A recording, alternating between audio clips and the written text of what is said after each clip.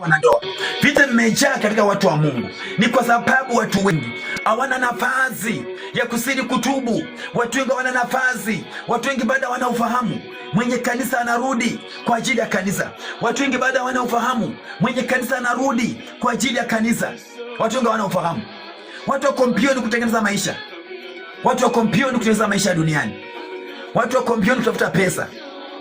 Watu wako mbioni kutafuta pesa. Watu wako mbioni kutafuta maisha ya duniani. Lakini hawako mbioni kumtafuta Kristo. Hawapo mbioni kumtafuta Jehova Yahweh. Roho yako kwa nini unakubali yangamie? Roho yako kwa nini unakubali yangamie? Kwa nini unakubali uingie katika ziwa la moto? Kwa nini unakubali kurudi nyuma? Kwa nini unakubali kufanya vitu visiokuwa na maana? Kwa nini unakubali kutembea katika giza? Kwa nini unakubali roho yako yangamie ukatae kumtii Kristo ili apate kuokoa maisha yako ile siku ya mwisho? Watu wabarikiwa. Wakati ambao Kristo aliteswa katika msalaba, wakati ambao Yesu alipigwa, wakati ambao Yesu alilia, wakati ambao Yesu aliumia, wakati ambao Yesu alisikia uchungu, akubadilisha msimamo. Alibaki ni Yesu. Leo unabadilisha msimamo. Leo unabadilisha msimamo ya wokovu. Wokovu ni nini? Wokovu ni nini katika maisha ya mwanadamu? Kwa nini wanadamu wengi wanakimbilia kwenda makanisani? Na ni kwa ajili ya shida na matatizo ambayo inawatesa katika maisha yao. Ni kwani tunakubali shetani achukue akili zetu na tusikuwe na ufahamu ya kuelewa injili ya uzima wa milele na injili inayofurahisha mwili? Wakati ambao tumefika ni wakati ambao kila mmoja kusini kuweka bidii, kusimama kwa msimamo ili utetee tu maisha yako ile siku upate kuingia katika ufalme wa milele. Na ndipo Bwana alishuka tarehe 5 mwezi wa 9. Bwana aliposhuka na akanipeleka katika ulimwengu. Na wakati nilipokuwa natembea katika ulimwengu na nikawa natembea katika barabara, na kila mmoja nilikuwa nakutana na yeye, nikawa namwambia tubuni, maana ufalme wa mbinguni unakaribia. Bwana akanibeba tena mara ya pili, akanirudisha ulimwenguni na akanionyesha vita vikali vilikuwa vimeshika katika nchi ya Kenya. Ndipo nikauliza ya kwamba, je, Kenya uko tayari kwa ajili ya kukuja kwake Yesu Kristo wa Nazareth? Je, uko tayari kwa ajili ya kukuja kwake Yesu Kristo wa Nazareth? Wakati ambao kanisa linakataa ukweli, wakati ambao kanisa litaki kuonywa, wakati ambao injili imebaki kuhubiriwa ni injili ya mwili, wakati ambao watu wengi wataki kukemewa, wakati ambao watu wengi wanakataa hii sauti. Lakini siku inakuja, maandiko imesema ya kwamba hata hao wachungaji watapeperushwa kama upepo na utawaona. Na wale wapenzi waliokuwa wanakudanganya kwamba ni mzuri, hata wao ile siku pia watapotea machoni, hautaonekana. Leo tumebaki ya kwamba ni wokovu tu wa mdomo, lakini tukirudi ndani ya moyo tunapata kuona kwamba wokovu hakuna. Na ndipo nimesema mwanzo ya kwamba watu wengi katika ulimwengu wamekufa kiroho, wanaishi maisha ya mwili. Waweza wakakubaliana na injili ya rohoni, maana kama roho imekufa hakuna jinsi mafundisho ya rohoni inaweza kukubariki na kugusa. Amesema ya kwamba ufalme wa mbinguni utanyakuliwa kwa nguvu, na wenye nguvu peke yao ndio watakao uteka. Ile siku ambayo inakuja ni siku ya kuogopesha. Ile siku ambayo inakuja kila mmoja ajui siku wala saa kukuja kwa Yesu Kristo. Matthew chapter number 24 verse number 36. Hakuna ajue siku wala saa. Kanisa leo wanadamu wamebaki kuishi kwenye dhambi, kuishi kwa kiburi, kutafuta maisha ya dunia vilivyo. Hakuna anayejiprepare kwa ajili ya kukuja kwa Yesu Kristo. Hakuna mwenye ako tayari. Maandiko yanasema katika Revelation chapter 3 verse number 20, tazama niko mlangoni nabisha, nani ako tayari kunifungulia niishi pamoja naye? Nani ako tayari kunifungulia nikae pamoja naye? Nani ako tayari afungue Kristo aingie? Matendo ya wanadamu iwezi karuhusu Mungu akakaa ndani mwao. Matendo ya wanadamu iwezi karuhusu Kristo akatembea pamoja na wao. Wanapoimba wanaimba kimwili, wanapohubiri wanahubiri kimwili, wanapofanya chochote wanafanya kimwili. Yesu amewawacha sasa, wanatembea kimwili na kufurahisha ulimwengu jinsi vile wanajua kufanya kile chenye wanafanya. Leo tumebaki kushindana mambo duniani. Lakini je, tuko tayari kwa ajili ya kukuja kwake Yesu Kristo wa Nazareth? Je, tuko tayari kwa ajili ya Kristo kushuka kunyakua kanisa lake? Je, tuko tayari kwa ajili ya mtembeleo mkubwa tunaouona? Wakati Bwana alitumia mitume wake wakuu mwezi wa 8 tarehe 25 2024, wakati mkutano mkubwa ulifanyika wa crusade, na wakati mitume wakuu wawili wa Bwana walipita, wingu lilishuka, na wingu liliposhuka na mvua ikashuka. Tazama ni kiangazi, jua linawaka. Ukienda katika TikTok yangu utapata kuona huo mkutano. Jua linawaka na akaita wingu likashuka likafunika lote, na mvua ikanyesha kama dakika 3, na baada ya kunyesha ikapotea, na jua likachomoka mfano wa moto, mfano wa moto. Uko tayari kwa ajili ya Kristo Yesu? Umejiandaa namna gani kwa ajili ya Kristo Yesu? Kwa nini unaruhusu mwili ukuongoze na siku hili inakuja ambaye ni siku imejificha machoni pa watu wengi? Unaruhusu hiyo siku uingie katika ziwa la moto. Kanisa la siku ya leo, kanisa la Tanzania, kanisa la Kenya, kanisa la Uganda, je, mko tayari kwa ajili ya Yesu kurudi? Wakati watu wengi wanasiri kukaza kuweka bidii kutafuta maisha duniani, wakati watu wako na bidii kutafuta maisha duniani, na ndipo Yesu akasema katika 2 Timothy chapter 3, tazama siku zinakuja na tutakuwa na nyakati, tutakuwa na nyakati za hatari, nyakati za hatari, nyakati za hatari. Si hatari ya watu kuanguka, si hatari ya watu kukufa, bali ni nyakati zile ambazo watu watapenda pesa kuliko kulipenda neno nzuri la Yesu Kristo. Tukitazama leo, je, pesa zimependwa asijapendwa? Tukitazama leo, pesa zimependwa asijapendwa? Ukitazama leo, pesa zimependwa asijapendwa? Leo tumebaki tuache utukufu wa Jehova Yahweh. Leo tumebaki tunatembea mwilini. Kanisa la Kenya mmejipanga namna gani? Kanisa la Kenya mmejiandaa namna gani? Wakati ambao sauti inazidi kuongea, wakati ambao nazidi kuongelea hii dunia, wakati ambao nazidi kuhubiria wa Kenya, wakati ambao naambia wa Tanzania, wakati ambao naambia Waganda, wakati ambao naambia ulimwengu, tubuni, tubuni, tubuni, tubuni na mgeuke, mtoke katika dhambi, na muone Kristo anashuka kwa ajili ya kanisa lake takatifu.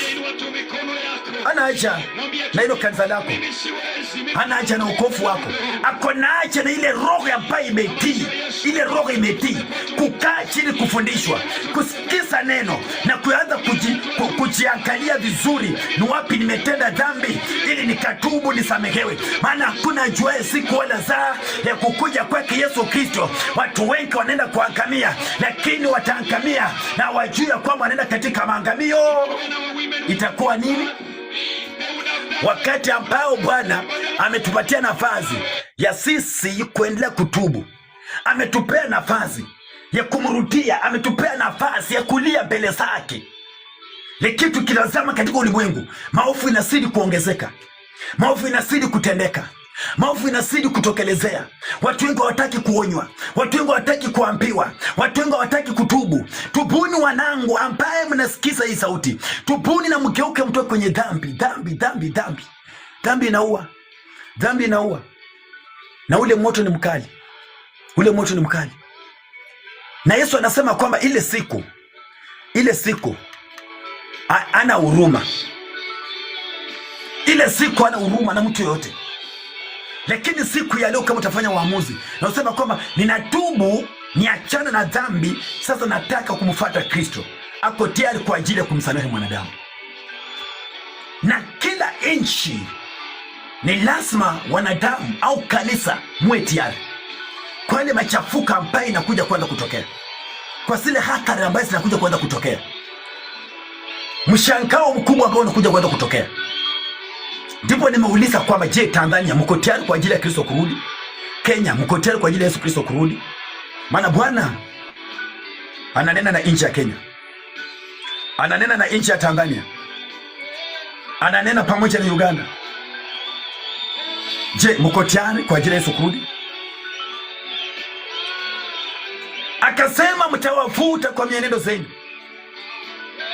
Akasema kama mko na wao wasioliamini hili neno, mtawafuta kwa mienendo zenyu, mtawafuta.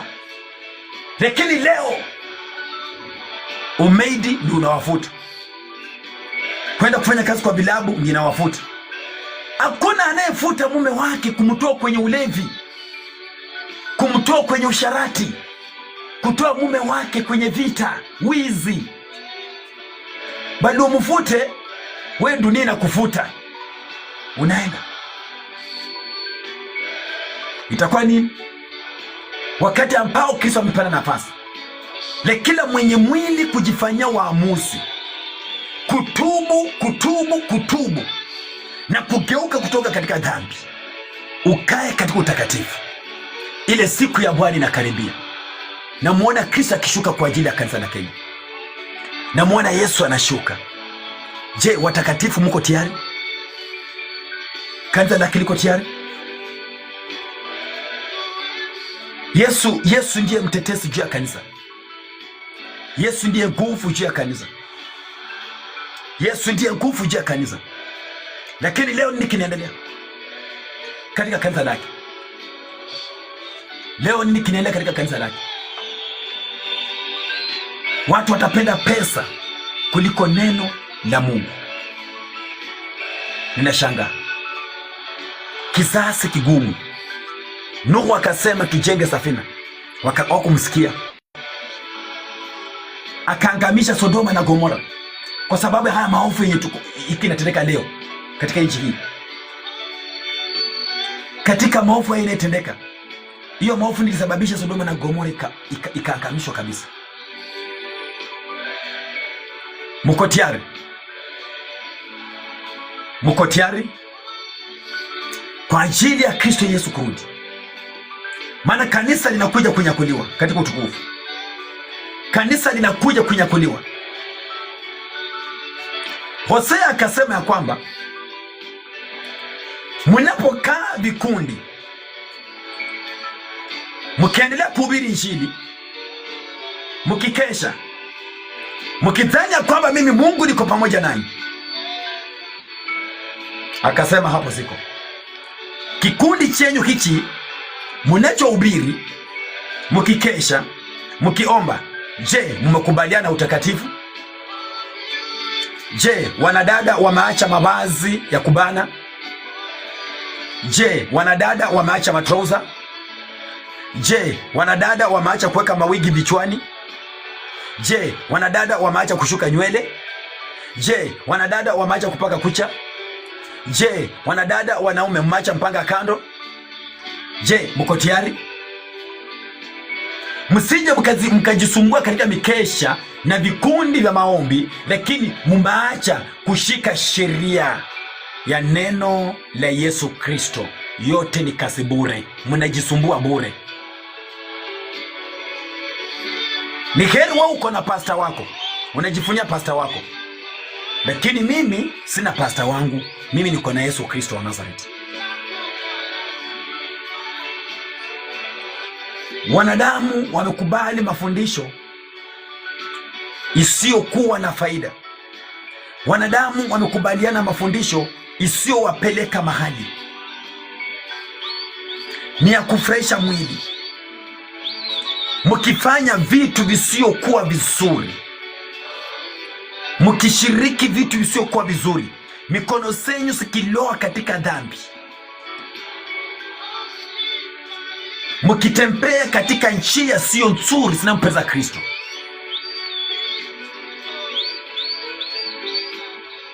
mwenye kanisa anarudi kwa ajili ya kanisa. Alipopigwa katika msalaba na tena akapigwa katika msalaba na ya tatu akapigwa tena katika msalaba, hakukata tamaa, aliendelea kwenda mbele. Isaya akasema kwenye Isaya 53 mstari pale wa 6, Mungu alichukua maovu yetu yote akeka kwake Yesu Kristo, na alipoweka kwake Yesu Kristo, na akasema kila mmoja amegeuka, ameshika njia yake. Kila mmoja amechukua nafasi yake. Wameacha wachungaji. Wachungaji wanatezeka, wachungaji wanahangaika, wachungaji wanapitia kwa hali ngumu.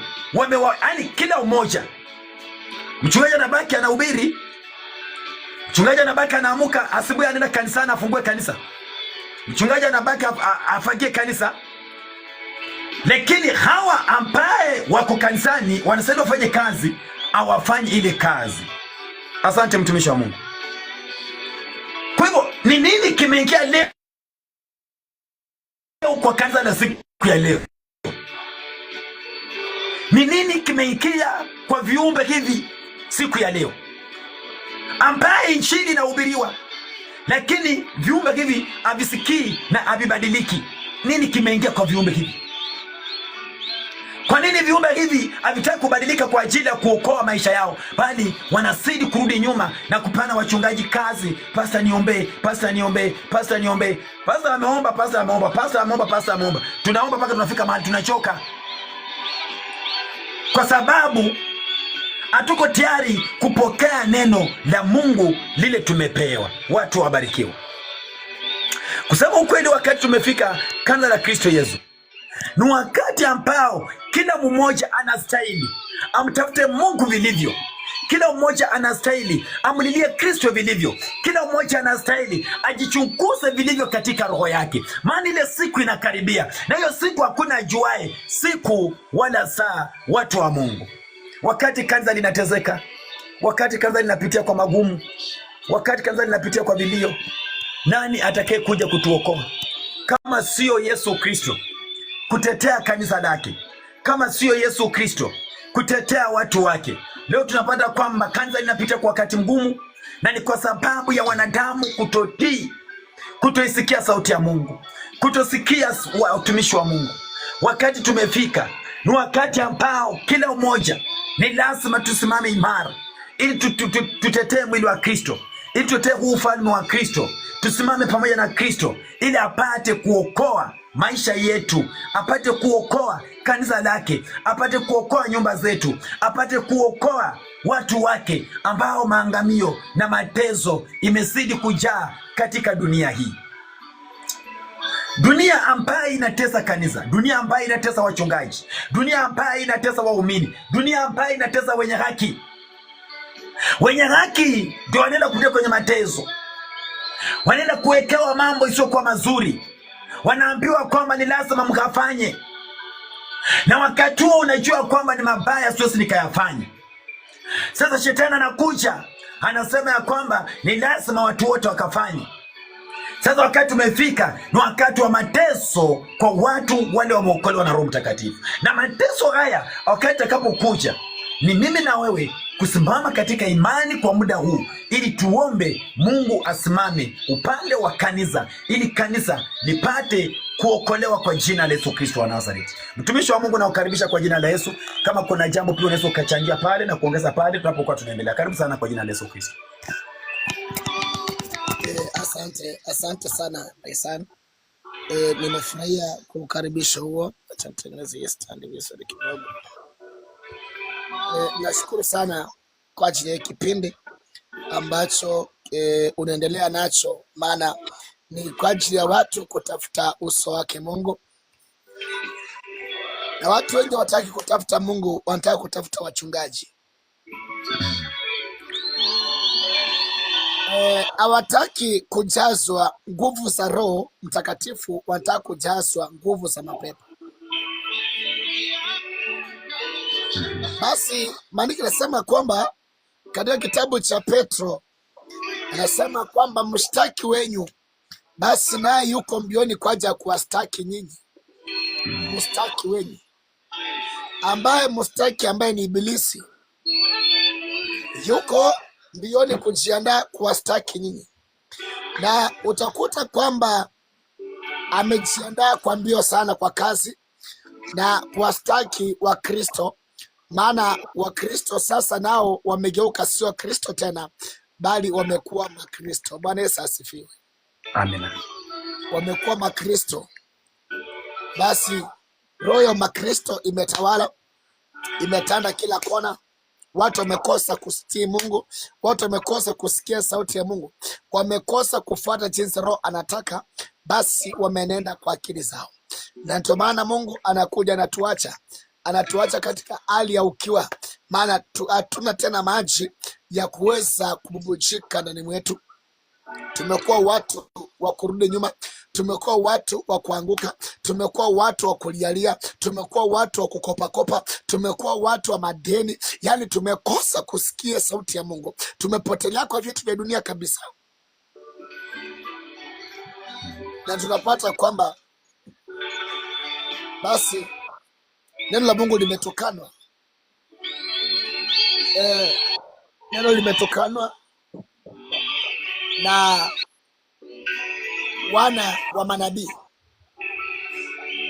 wale watoto wa manabii ambao baba zao walitenda dhambi, ambaye baba zao wamechukua uovu wa baba yao. Basi maandiko yanasema kwamba mwana hata kufa kwa uovu wa baba yake, bali baba hata kufa kwa uovu wa mwana. Lakini sasa mambo imekuja imegeuka. Nimeona stupid ingine ikisema ya kwamba kwa Mungu hakuna faida. Ina maana kwamba kuna watu wengine ambao wajui kwamba wanafanya nini.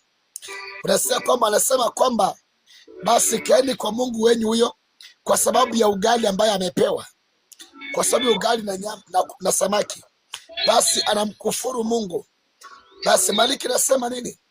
Basi ni heri umkufuru vitu vya dunia, lakini usikufuru sauti ya Mungu. Na ndio maana kwamba unakuta wakisha ingia katika ulimwengu wao.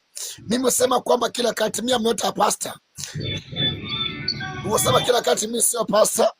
Basi walinda teni na wachungaji, wakati wachungaji walikuja wakawapelekea sadaka wakaanguka, wakawapelekea fungu la 10 wakawanasa. Basi mimi nikasema kwamba mimi nitakuja na mtoto tofauti, hautaniletea fungu la 10 yako uninase, enda pelekea ule ambao umezoea kupelekea umnase. Kwa sababu gani? Watu wengi wamepotea, wameliacha neno la Mungu, basi wamefuata maneno ya watu. Basi unakuta kwamba Roho Mtakatifu ametoweka ndani mwetu, basi ametuachia mwili. Hatuwezi onga Mungu na hatuwezi enda kwa Mungu tuseme kwamba tunahitaji kumuonga na ugali. Hatuwezi enda kuonga Mungu na mavazi. Hatuwezi enda kuonga Mungu na vitu ya dunia, na katu kuna vitu ambayo ni utakataka. No, tutaenenda jinsi Mungu anataka, ndiposa tukaweze kufika jinsi anataka. Bwana Yesu asifiwe. Naona watu wakicheza neno la Mungu. Nasemanga kila wakati, I wish mimi ningekuwa ni Mungu. Ni ile wakati wa Nuhu, ningeleta tena maji ibebe hizo takataka zote ipeleke. Mtumishi Ng'ang'a anapoongea wanasema kwamba mtumishi Ng'ang'a ni wazimu. Anasema ukweli, wanamtusi lakini anaongea ukweli. Ningekuwa na uwezo ningeitisha tena maji, tsunami ingine ikuji bebe hizo takataka zote ipeleke. Hatuwezi chukua Mungu na tumweke katika vitu vingine, tufanyie Mungu catwalk. No. Sana sana watoto wa Luya, naongelea sana sana vijana wa Luya, watoto wa Luya Western region, watoto wetu wamepotea, wamejiingiza kwa vitu vingine ambazo zimepotea. Baadaye wanaanza kulia kwamba mchungaji tuwasaidie. Mimi ukikuja kwangu lazima ujiandae vizuri. Tese kutoa penye ulipo, lazima gharama uligaramika kule, na unatangaza wazi. So Mungu atusaidie sana sisi vijana wa Luya. Mungu atusaidie sana watoto wa Luya, watu wa Western, watu wa Mlembe, watu wanaosema kwamba Nyasaye anyalanga watu. Mungu atusaidie sana. Mungu anatusaidia kama tumenenda kwa ukweli, kama tutaacha utakataka, kama tutaacha kukua. Hatutakuwa kama maumbwa tunatapika kisha tunalamba, hatutakuwa kama manguruwe. Wachungaji wanatuosha, tuarudi tena kwa matakataka. Hatuwezi fanya hiyo. Kama ni takataka basi turudi kwa takataka. Basi kama ni uombezi, basi nenda ukaombe, nenda tu ukaombe. Kama ni kuli kwa nguruwe, nenda kule takataka kwanza. Ukimaliza kule takataka, basi utakuja kwa Yesu. Mungu abariki sana. Amen. Amen. Asante sana mchungaji, asante sana Bishop. Asante kwa mafundisho, asante kwa himizo, asante kwa ibada hii, asante. Ni furaha kubwa kwangu nikuona kwamba tunaendelea. Mchana nimekuwa tight sana, maana mama alienda kuona wazazi. Sasa mimi ndio niko upande wa duka kule. Sasa ilikuwa kidogo naitwa, kidogo narudi, kidogo naitwa. Sasa nilikuwa na tatizo kidogo hivyo, lakini tuko tu pamoja na kasi ya Mungu inazidi kuendelea kabisa kwa jina la Yesu Kristo. Ni vyema sana ninapokuona, lazima nikupe nafasi ili ukazungumze lile jambo lenye Kristo pia amepeana, jinsi vile umezungumza hivyo. Kwa hivyo mimi nipandishie kijana mwenye yako hapo chini, umwami. Nipandishie. Okay. Kabla hajatoroka.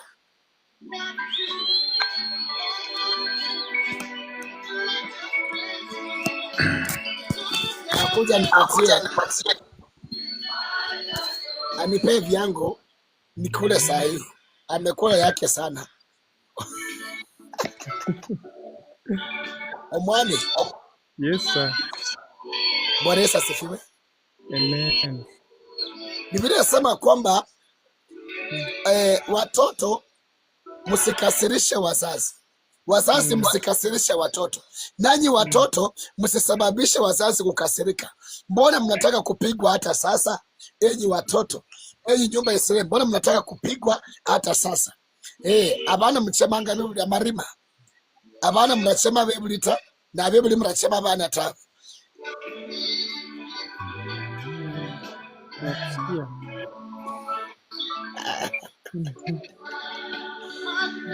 Jitete. Mwami Yesu tungu. Amen. Pastor, hiyo ya chini nilikuwa somehow busy. I was busy not na kweli. Nenda exercise mahali.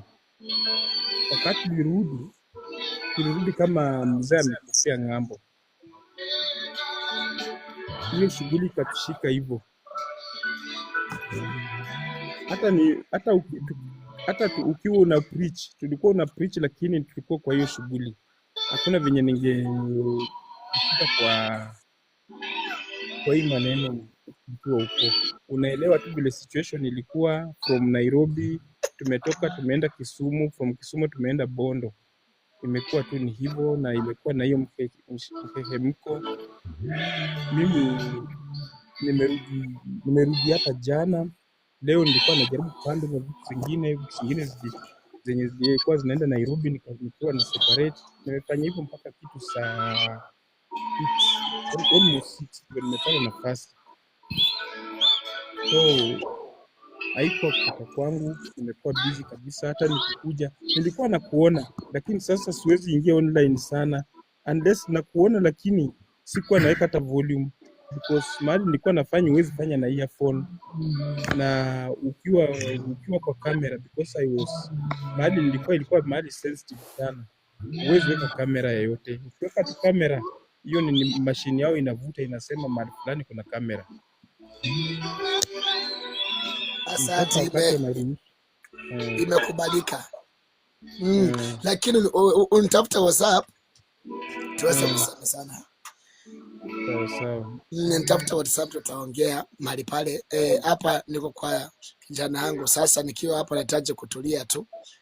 Nahitaji kutulia hapa niweke security. Nataka mgift kidogo. Nataka mwachilie hapo gift. Nataka mgift. Sitaki mtoke hapa kama mjamgift. Sijui hata ina gift wangu aje. Unagusa hiyo, unataka ugusa hiyo maua iko hapo. Hapo kwa roses. Eka nataka ufinye double. Nataka uweke times. Nataka ufinye double. Ukibariki mtu abariki double. Nimefinya hivi ikakuja moja. Sasa unafinyilia kabisa. Nimejaribu kufinya. Unaona venye wewe una tap. Hivyo venye wewe una tap, nataka ufinye hivyo. Uitap hivyo isikuje zote. Ukikwambia recharge unarudi side nyingine, itakuonyesha mahali kuna donut. Gusa hiyo donut, gusa hivyo, touch hapo, utaona kama mambo yakiwa mzuri. Kwani iko nini? Asante, nimeona msichana wangu amekuja. My daughter, Bwana Yesu asifiwe.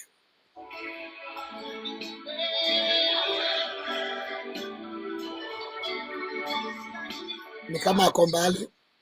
Asante. Haya, unaweza endelea my son. Niko na ongelesha kijana wangu. Okay, asante. Imekwama. Sawa. Inakwambia recharge.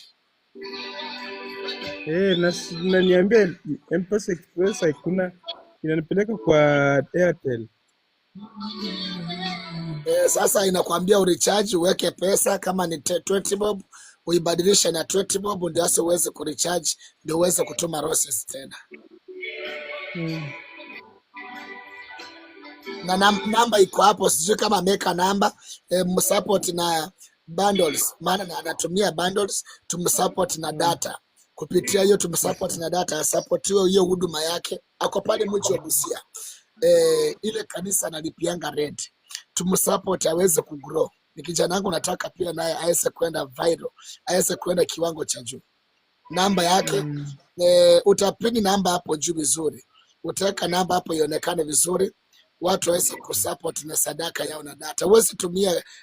Uwezi garamika kwa madhabahu na unapata kwamba una struggle tena kupata data. Haiwezekani. Yes, hivyo sasa ndio sasa mtu anajua nini ambacho anafanya katika madhabahu. Wakati mmekuja nikiwa hapa Jericho, huyu ni mtoto wenyu wa Jericho. Mumusupport aende kiwango kingine. Asante sana. Amen. Okay. Najua tunaenda tukimalizia, alafu tutaenda kuingia katika maombi. Maana nimeanza saa 5:30 nilikuwa live. Nashukuru Mungu ametufikia pale ni saa 7. Ibada inazidi kuendelea Friday. Ni ya baraka sana. Kama kuna mtu anaweza kuwa na jambo kuzungumza, baba natamani azungumze, alafu tukiwa tunaendelea. Unaweza kuwa na mtu anahitaji kuzungumza, labda kwanza mzungumze pamoja naye.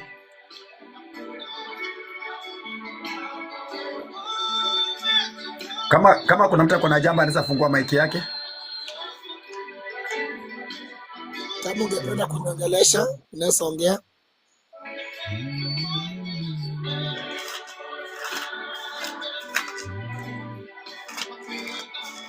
Pandisha Faith.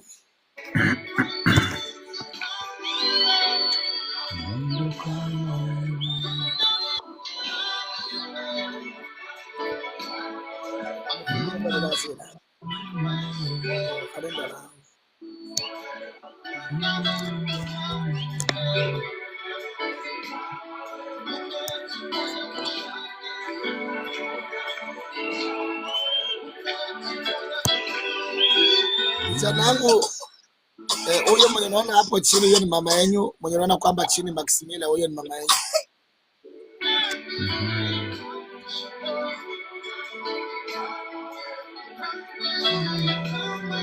Amesema yeye halali leo, ni Friday. Hata halali leo.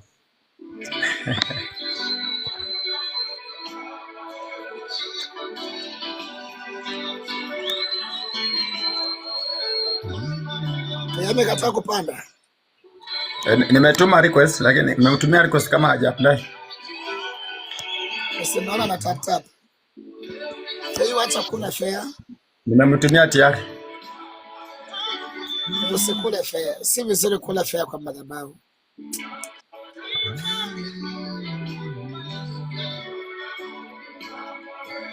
Okay, kwa hivyo nikiwa namalizia tu, maana ujumbe ule tumeongelea kutoka mwanzo. Tumezungumzia kuhusu Yohana, jinsi vile Bwana alimtumia na Yohana akaleta injili ya Yesu Kristo, ambaye ni injili mzito sana. Ni injili mzito ambaye imeshinda watu wengi kuimaintain katika wokovu wao. Yes. Yohana akazungumza pale mwanzo, nimezungumza kwamba Yohana alizungumza katika Matthew chapter number 11 verse 10 to 12, lakini nimezungumzia 12 sana. pale aliposema kwamba tangu siku za Yohana Mbatizaji hata sasa ufalme wa mbingu utanyakuliwa kwa nguvu na wenye nguvu ndio watakao uteka. Na akanibeba moja kwa moja mpaka katika Yeremia 33 mstari wa 3. Akasema kwamba niite nami nitaitikia, nitawaonyesha mambo makubwa msiyoyajua, mambo magumu msiyoyajua. Kwa hiyo tunapata kuona kwamba watu wengi wanamuita Kristo lakini Kristo aitikii. Kwa sababu gani? Kutopata zile nguvu za Roho Mtakatifu. Watu wengi wanaita Yesu kwa njia ya mwili. Sasa hakuna siku mwili na Kristo watapata kuelewana. Ni ngumu ingine hali ya juu. Na ndipo akasema katika John 15 verse number 7, akasema kama neno lake litakaa ndani mwetu na sisi tukae ndani mwake, chochote tutamuomba naye atatupatia. Na mwisho kabisa akamaliza akanieleza katika waraka wa kwanza wa Petro mlango wa 3. Akasema kwamba nanyi wakina mama, kama mnaishi na wanaume wasioliamini hili neno, muwafute kwa mienendo zenyu. Na akasema vizuri, muwafute kwa mienendo zenyu. Lakini sasa wamama hawafuti, wamama wanawakimbia. Wanaenda labda wanaenda kufanya umeidi, wanawakimbia maana wanaenda wapi? Hawafuti sasa hawa wanaume. Wanaacha wanaume wanaanguka kwa ulevi. Wanaacha wanaume wanaanguka kwa wizi. Wanaacha wanaume wanaanguka kwa mpango wa kando. Lakini maandiki imesema kwamba muwafute. Maandiki kusema kwamba muwawache, maana Kristo yeye mwenyewe alijua kwa nini alikupatia mlevi. Ili huyo mlevi wewe uende na injili na wokovu wako huo, ili umvute umtoe katika hilo shimo. Wewe bado umvute, wewe unakimbia unaenda. Sasa ile siku ya mwisho, je, utajitetea namna gani? Maana wewe ndio ulikuwa tu njia ya kuokoa huyu mwanaume. Wewe ndio ulikuwa njia ya kuokoa huyu mtu. Lakini imefika wakati umemwacha huyu mtu, amebaki anaishi akitezeka, akiendelea kuoa na kuachilia kwa sababu tu ulikataa kumsaidia, maana ni mlevi, maana ni mwizi, maana sijui ni mtu gani. Lakini alisema kwamba kama hakusema wanaume, alisema wanadada, hakusema wanaume, alisema nyinyi wakina mama, nyinyi wakina mama. Wamama mko na mtihani mkubwa sana ile siku ya hukumu, ambaye nyinyi wenye mmepewa wanaume wenye hawajaokoka, mko na wakati mgumu, mnawakimbia mnaenda. Sasa ile siku inakuja, Bwana anasema kwamba mtajitetea namna gani? Hiyo siku ambayo Niweke moderator. Niweke moderator. Yes. Niweke moderator ni kunyamazishia takataka zingine. Okay. Acha nikutumie hiyo ndio sasa uniadi vizuri. Nikoleta takataka zingine. Nitumie. Nime comment hapo. Hapo itakuonyesha add moderator na uweke power zote. Sawa, ikinionyesha nitaka. Bado kama haijafika hapa. Gusa hiyo comment yangu. Kwa yako. Mbona page nime comment? Amen. Hapo gusa hiyo. Inakwambia aje hapo juu? Add moderator. Ijaleta hivyo. Gusa hiyo picha. Gusa tu hiyo nini? Gusa hapa mahali. Kwa hiyo Biblia. Ya gusa tu hapo, gusa itakuambia add moderator. Gusa tu hapa kwenye comment.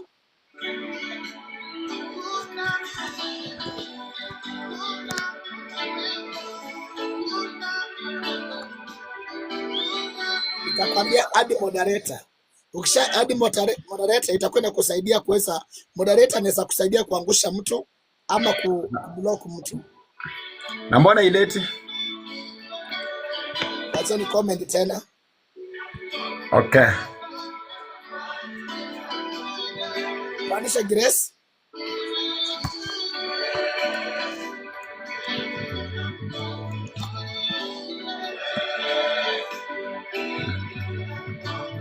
Gusa hiyo sasa.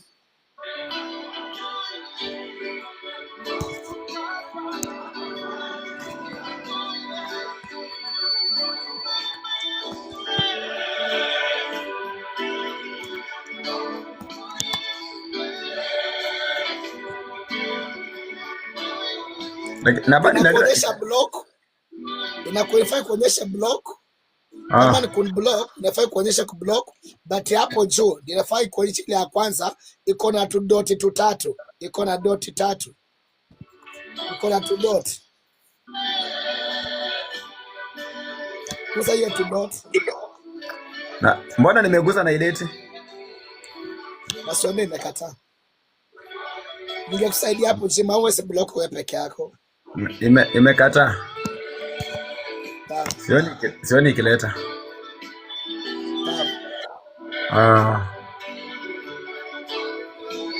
Sawa tu. Nisi wa mbele zangu. Okay, wacha tuendelee tunapokuwa tunamalizia.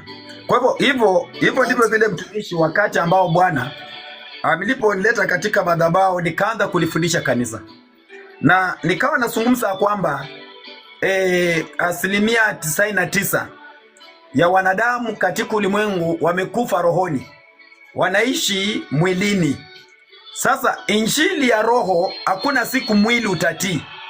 Mwili unazidi kuipinga injili ya rohoni.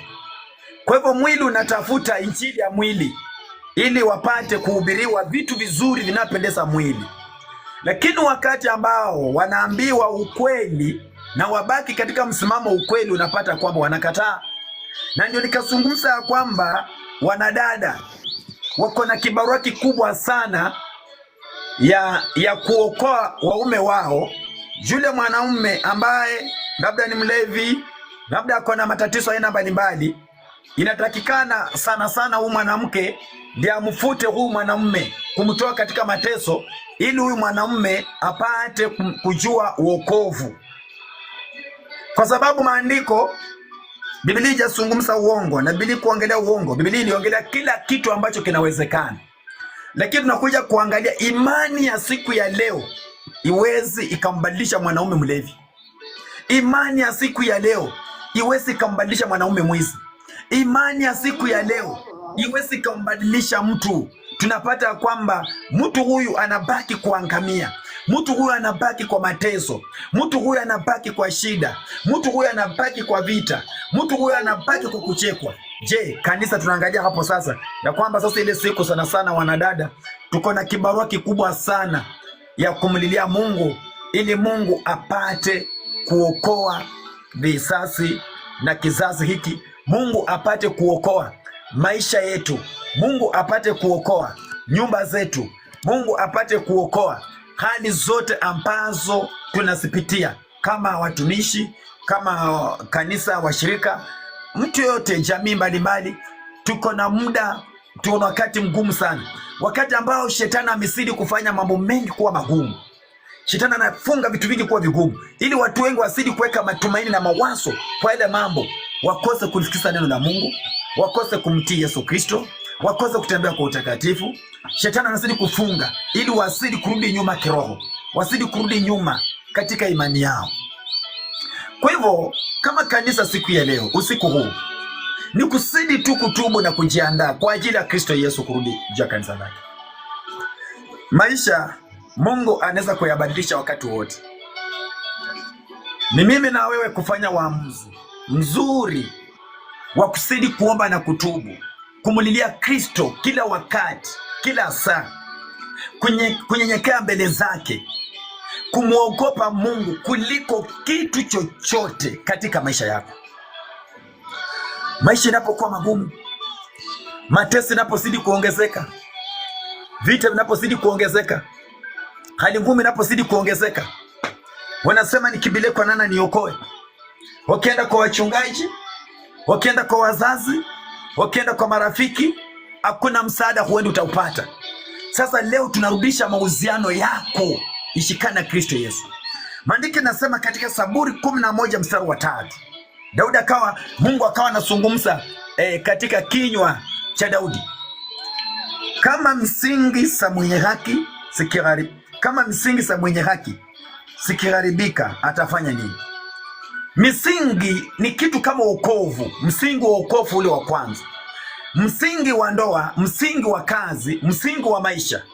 Je, itakapoharibika, wewe mwenye haki ambaye umemjua Kristo utafanya nini?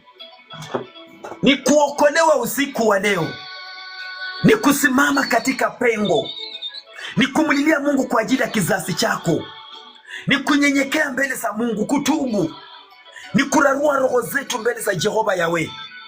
Ni wakati tumefika kumwambia Mungu, kama maisha haya ni kuishi, nimechoka na hii maisha yenye nimeisha haya. Wakati ambao Kristo amepeana nafasi ya kanisa kutubu, kanisa kunyenyekea, kanisa kumwamini, ili kanisa liondolewe katika mateso ambayo linaiona katika uso wa dunia. Wakati ambao hali ngumu inazidi kushuka katika maisha ya wanadamu.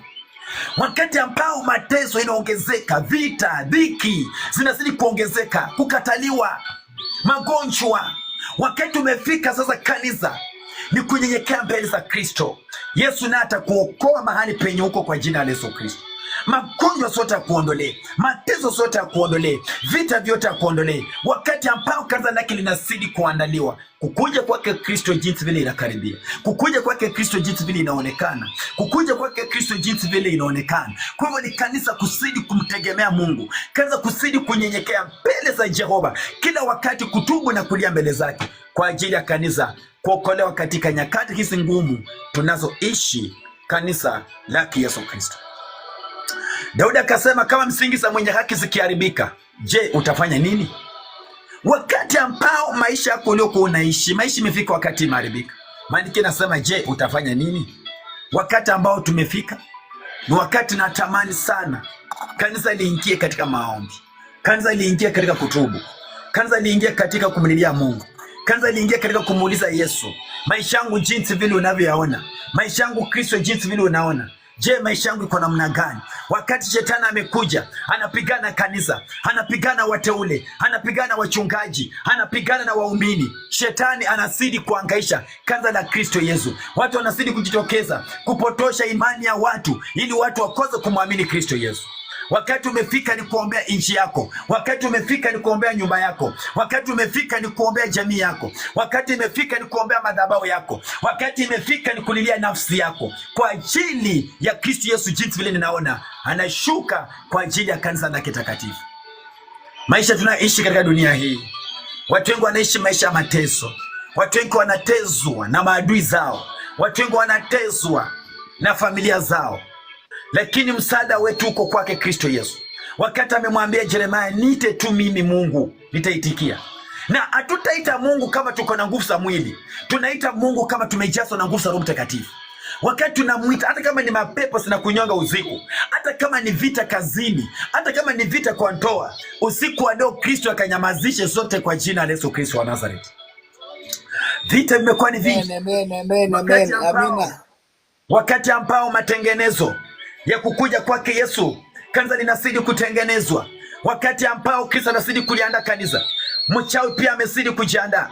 Shetani amezidi kujiandaa na jeshi lake kwa ajili ya kupotosha imani ya watu wengi, kwa ajili ya kusidi kutoa watu kwa Mungu. Lakini usiku huu wa leo Bwana kanena katika kinywa cha Daudi, akasema, misingi za mwenye haki zikiharibika, je, mtu wa Mungu utafanya nini? Usije ukasema maisha ni magumu, ukabadilishwa kufuata imani nyingine yenye itakusaidia, ukasema kwamba acha nini nikatajirike. Basi mkavumilie katika maisha mnaoishi, mkavumilie katika maisha mnayopitia, mkazidi kumwamini Kristo katika roho zenyu, mkazidi kumlilia Mungu na kumtazama. Haijalishi umelala njaa siku ngapi, haijalishi umekosa pesa siku ngapi, basi usilikose neno la Kristo katika roho yako, usikose neno la Kristo katika maisha yako. Heri vingine vyote vikapite, lakini neno la Kristo lisipite katika maisha yako. Ni vyema kila kitu kikaishe, lakini neno la Kristo lisiishe mwanangu. Wakati ambao tumefika, wakati shetani anazidi kupotosha watu wengi, wakati ambao shetani amefunga maisha ili watu waone maisha ni mazito, ili waendelee kukimbia wakitafuta maisha,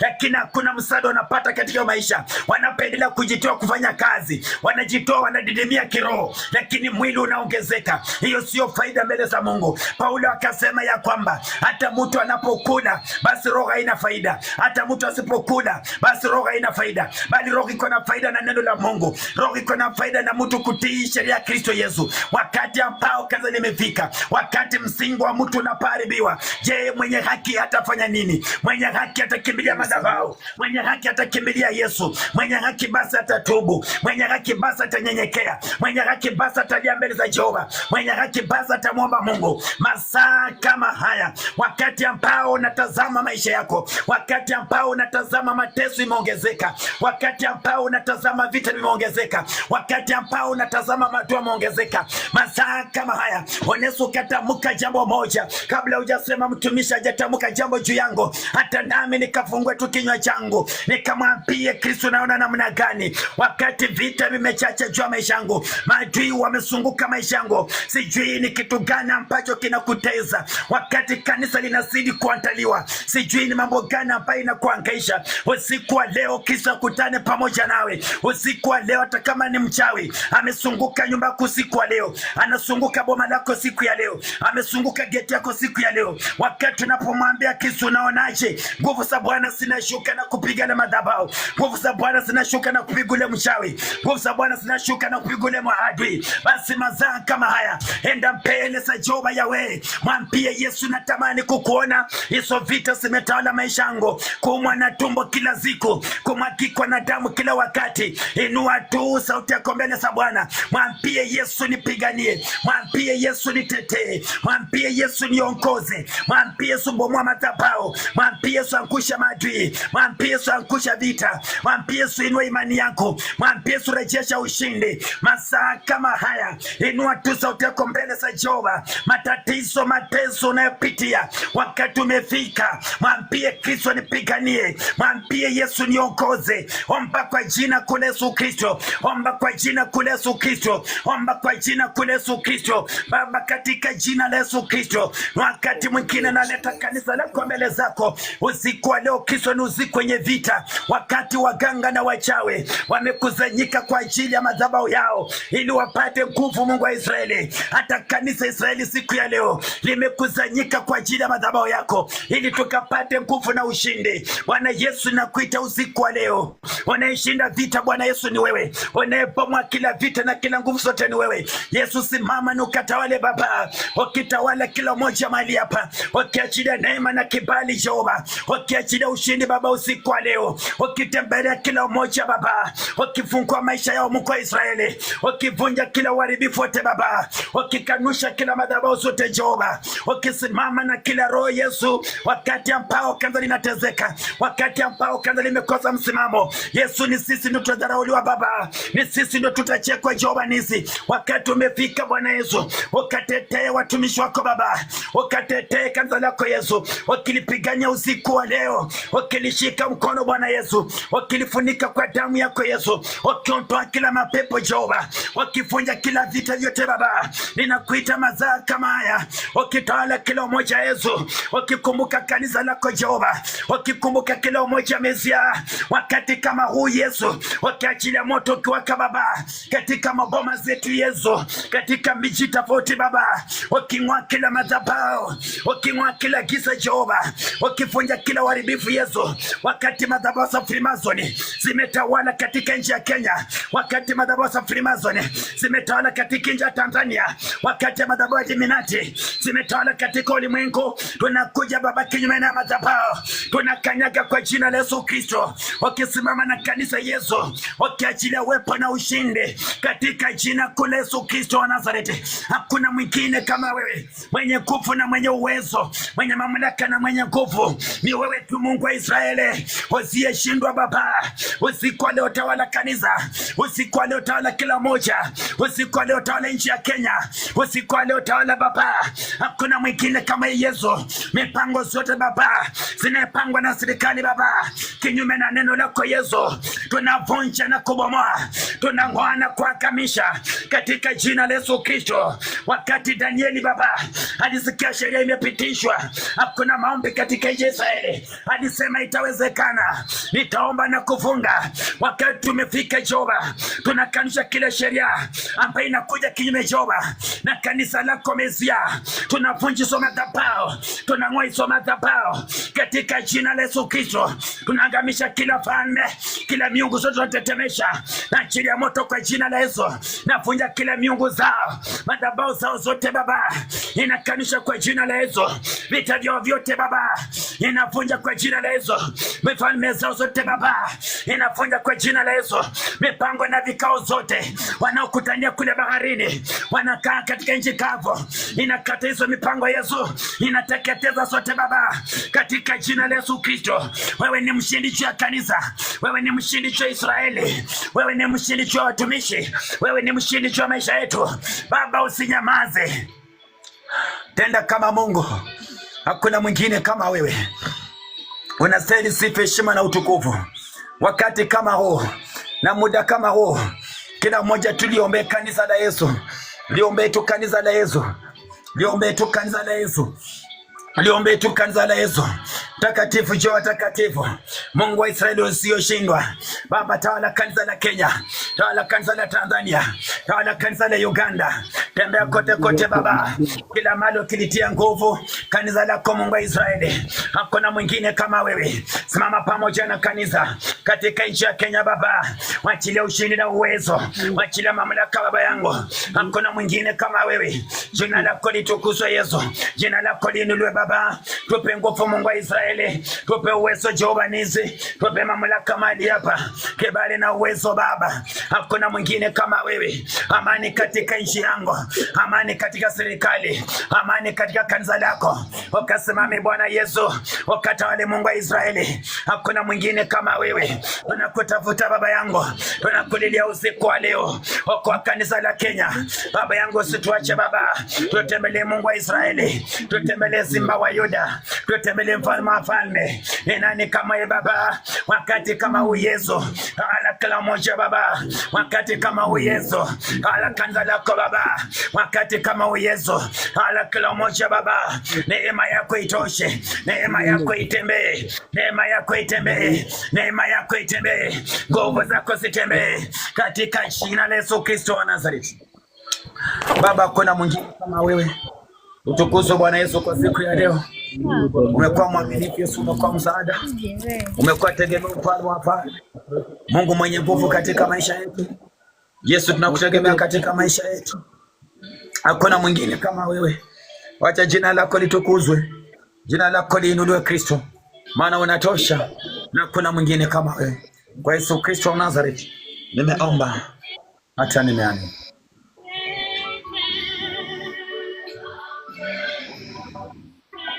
Okay, kama kuna mtu basi anahitaji maombi, wakati ambao tumefika na wakati wa kuombea mahitaji tu. Bwana ametusaidia sana kutoka mida saa 5. Amekuwa mwema katika maisha yetu, wakati ambao tunaombea mahitaji kwa jina la Yesu Kristo. Basi kama kuna mtu anaweza kuzungumza kwa jina la Yesu Kristo.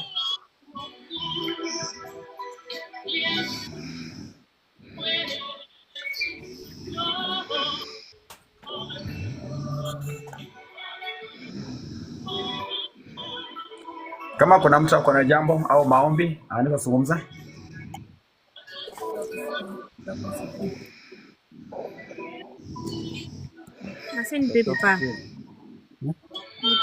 Yes, karibu. Unanipata?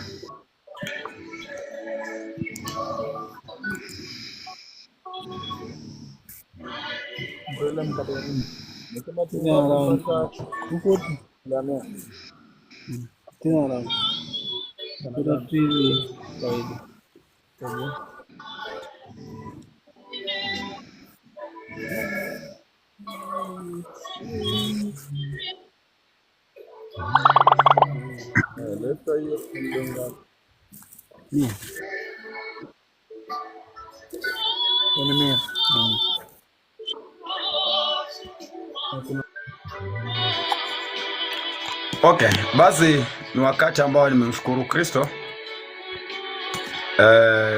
katika nafasi yote Mungu ametupa kutoka mida hizo zote saa 5 hata sasa. Tunasema asante kwa kila mmoja ambaye amehudhuria ibada, ambao nimeuliza mahitaji. Ni kama tujakuwa na mtu ambaye anahitaji maombi, basi tumefika tamati ya ibada, na namshukuru Yesu kwa sababu neno lake neno la uzima. ametupa ili tumwamini, ili tupate kuokolewa kwa hilo neno. Basi kila mmoja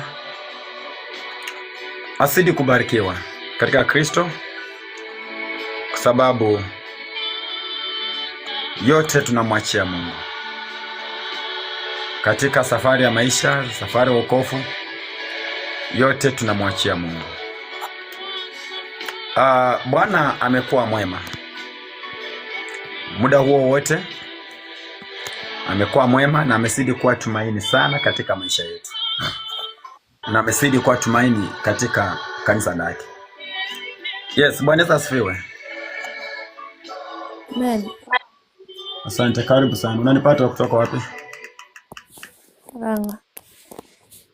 Unanipata kutoka wapi? Niko Murang'a. Asante, karibu kwa jina la Yesu Kristo. Amen. Uko na jambo gani ulikuwa unataka kusema?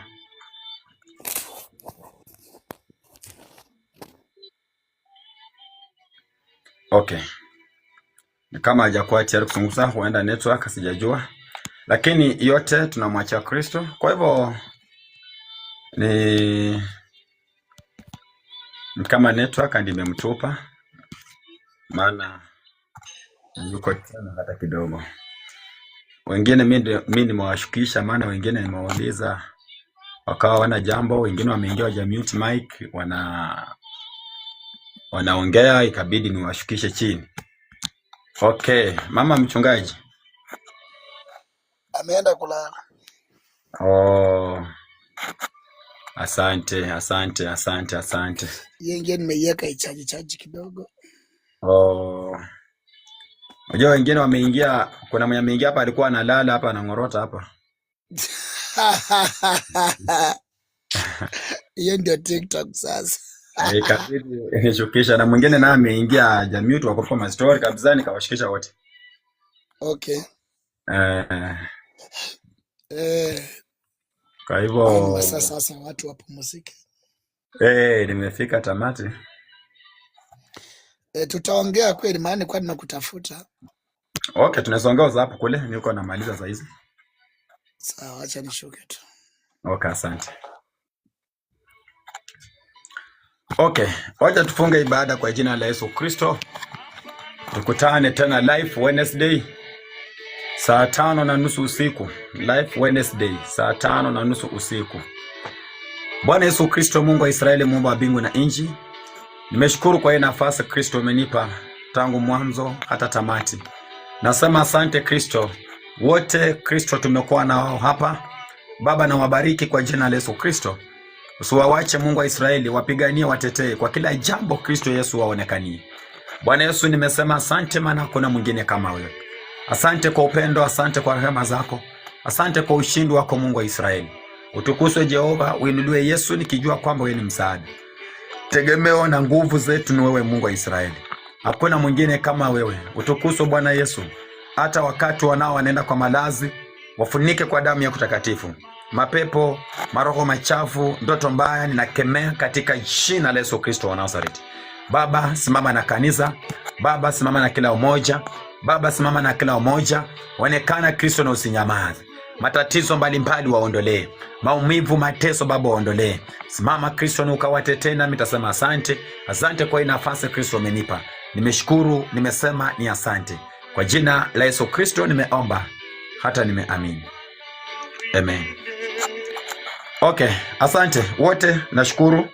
Tumekamilisha ibada zetu. Nashukuru wateule tumekuwa na nyinyi tangu mwanzo. Bwana asidi kuwapigania. Sijui kama kuna mtu labda alikuwa anataka kuniongelesha kwa haraka. Kama ulikuwa labda kuna jambo unataka kuniongelesha, unataka maombi, tuma request haraka ni kuongeleshe, maana niko nashuka. Nimemaliza ibada.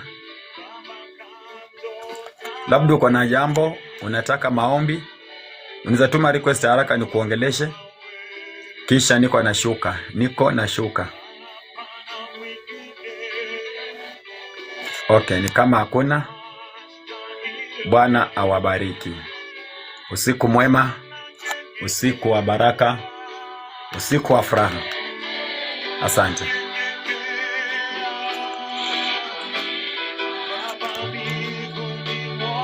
Lord.